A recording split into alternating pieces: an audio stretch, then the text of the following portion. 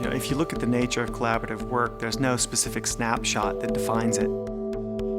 It's a very seamless experience about movement and being dynamic throughout the day.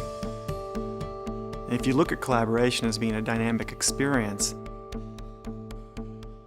then you have to create a series of settings that actually support these dynamic experiences.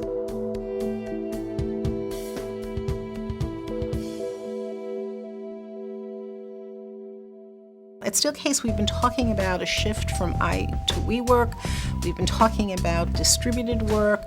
We've been talking about people working in new ways and how technology has allowed that. And finally, we started to see it.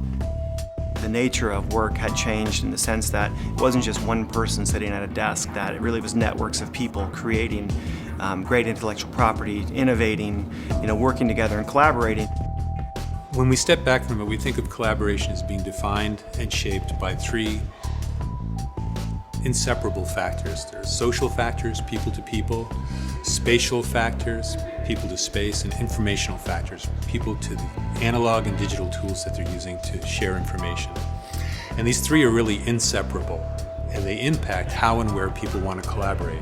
Another thing that our observations helped us see was the disconnect between the work that was being done and the physical environment that was provided to do that work. And so you can think of that as a barrier, not only a physical barrier, but a barrier to success in general.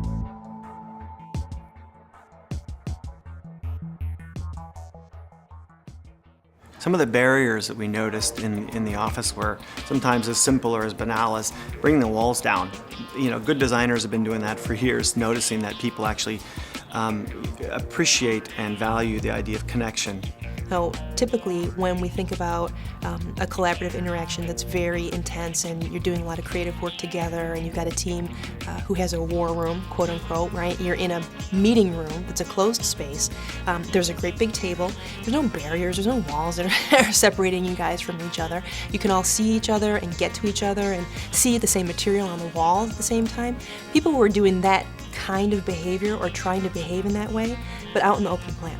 One of the things our research team noted was actually in the existing paradigms, which is one we call a cubicle, really all the value around technology, interface, features had migrated to the panel.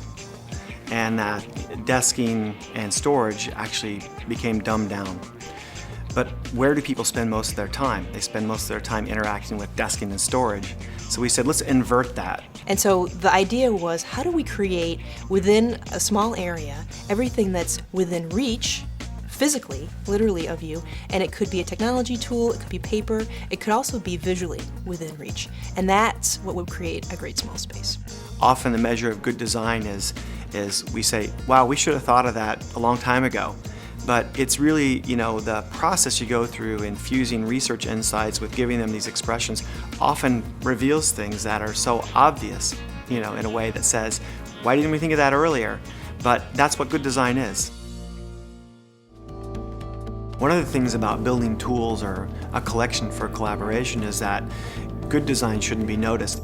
If people notice the things that we've done to foster collaboration, actually we've interrupted collaboration. It's the idea of extracting what's not essential. It should just be part of the design.